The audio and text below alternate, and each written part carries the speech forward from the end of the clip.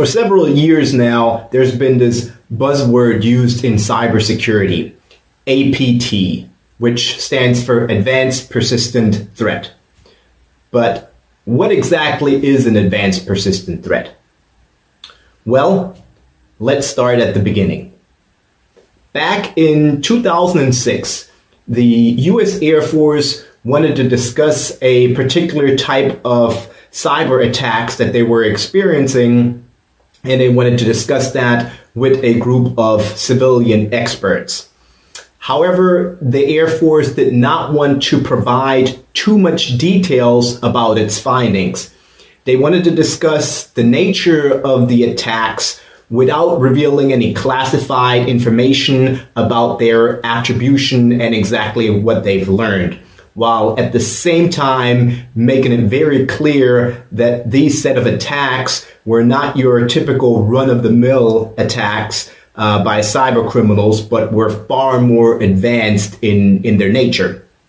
So they ended up coming up with this term, advanced persistent threat, to describe this particular type of attack. And the cybersecurity industry ever since has adapted that terminology. Okay, so now that we have some background on APTs, let's talk about what exactly an APT is. So the textbook definition is something like this. An advanced persistent threat is a sophisticated and sustained cyber attack in which an intruder establishes an undetectable presence in a network in order to steal sensitive data.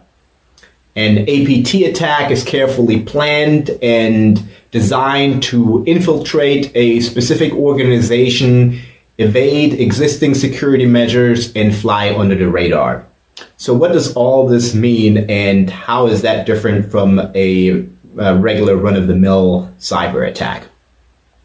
So with most cyber attacks, the goal and objective is to compromise as many networks as possible and obtain as much data as possible in oftentimes the quickest amount of time.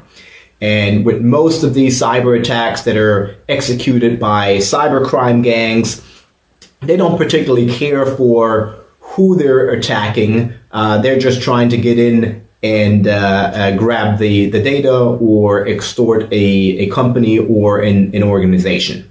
Essentially, you can look at it as a burglar that is looking for a house that has a door open or a window, and they don't really particularly care about what house in what neighborhood it is, as long as they can get easy access to it, and hopefully there's some valuables that they can extract. So that's the typical cyber criminal approach. Right? They'll knock at as many houses as possible and see which ones are open or easy to break in. And in that sense, they'll look for networks and scan IP addresses and networks vulnerabilities and find easy targets to attack. Now, the difference with APTs is that they're specifically targeted, and typically they're executed by nation states or organizations that are sponsored by nation states, which means they have a lot more resources and time available to plan and execute an attack. And so therefore, these attacks are typically a lot more sophisticated and a lot better planned out. And oftentimes the objective is not to quickly infiltrate, extract all the data, make a lot of noise and leave, but to carefully exploit a vulnerability, gain access to the network, gain a foothold, and start slowly extracting data from the network, ideally without setting off any alarms, and trying to stay and embed themselves in the network as long as possible and without being detected. So that, in a nutshell, is the difference between an APT and your typical cybercrime gang or cyber attack. So what is the difference between how cybercrime gangs approach hacking and how APTs approach hacking? Well, we can look at the different phases of a hack or an intrusion and do a quick comparison there.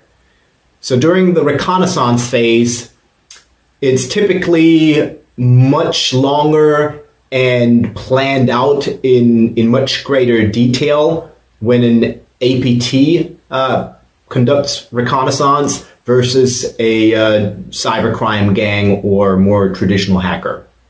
As previously mentioned, APTs typically are state-sponsored, nation-sponsored, and therefore have a lot more time and resources available to conduct reconnaissance in a much greater detail than your typical cybercrime gang will be able to do.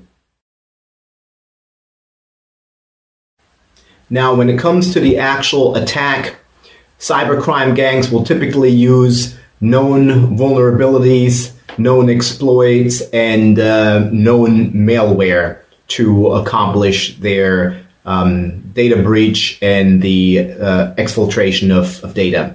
APTs oftentimes will use zero-day exploits and use customized malware so that there isn't a footprint of the particular malware that would set off an intrusion detection system or an antivirus system or any type of agent sitting on a host. So typically it's going to be a lot easier to spot a cybercrime gang, for-profit hackers, as oftentimes they'll use tools and malware that's already out there. Sometimes they will customize it a little bit so that there's going to be a change in the indicators of compromise, but oftentimes they're going to recycle the same software and same code over and over again, versus advanced persistent threats will oftentimes code their own and will use various methods to try to mask the code by encrypting routines inside of the code, as well as when they exfiltrate data, oftentimes in the malware, the encryption algorithm is already embedded so that when the IT security team monitors outgoing traffic, they may only see encrypted traffic. So even if they see something that's suspicious, they may not be able to determine what exactly it is or what's going on. When it comes to data exfiltration, the process of actually stealing the data, once they get foothold in a network that they've compromised, cybercrime gangs usually will try to exfiltrate as much data as possible and as quickly as possible so that they can then take that information and those data records and either sell them or hold them as ransom. APTs, on the other hand, will only focus on typically a small data target set that they've previously identified as being the main target. And that's the only thing that they will extract and exfiltrate, and they will leave everything else behind. Now, the other aspect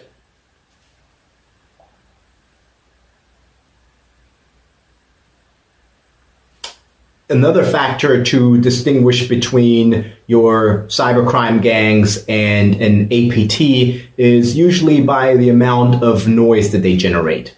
Now, your typical cybercrime gangs and hackers for profit, they don't really care about how much noise they make once they've got access to the network and been able to compromise the data.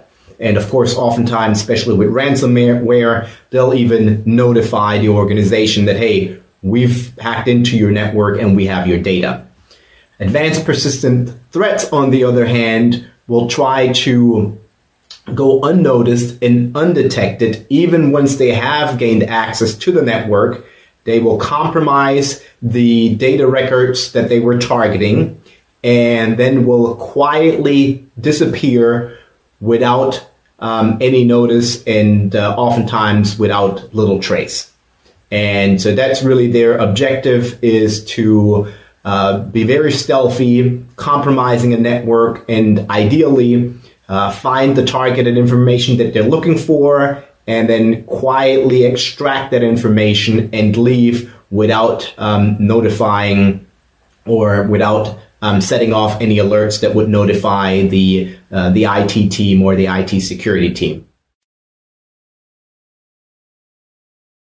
Also, APTs typically have specific sectors that they're interested in and are going to target. And these sectors include government, financial institutions, energy sector, higher education, typically that's universities for their research, technology, as well as transportation, healthcare, telecommunications, manufacturing, and agriculture. So these are the sectors that they typically are going to focus on. Advanced persistent threats will oftentimes have code names by which they have been labeled, and this label comes from the cybersecurity community, and the code names are typically have a specific animal that's associated with a particular country where presumably the APT is from. Such as, for example, a panda is associated with China, such as APT2, Poodle Panda, or APT19, Deep Panda. Another example is the bear, typically associated with alleged Russian APTs, such as APT28, Fancy Bear, or APT29, Cozy Bear. Another one is a kitten that's typically associated with Iran, and there's several APTs there as well, such as APT34, Helix Kitten, for example. So where do APT groups come from?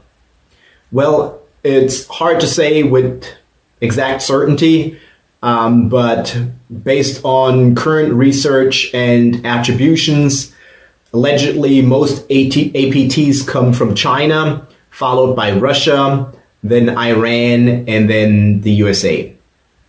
APT groups, once identified by the cybersecurity community, usually will get a number assigned to them, such as APT1, which allegedly is a cyber espionage unit of the Chinese military, or for example, APT28, which allegedly is associated with a Russian military intelligence agency.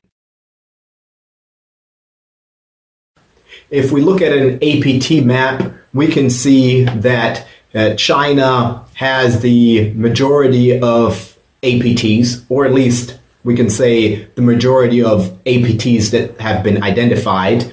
And then secondly, we can see that Russia, there's been a lot of APT activities that have been identified and tied to Russia, allegedly.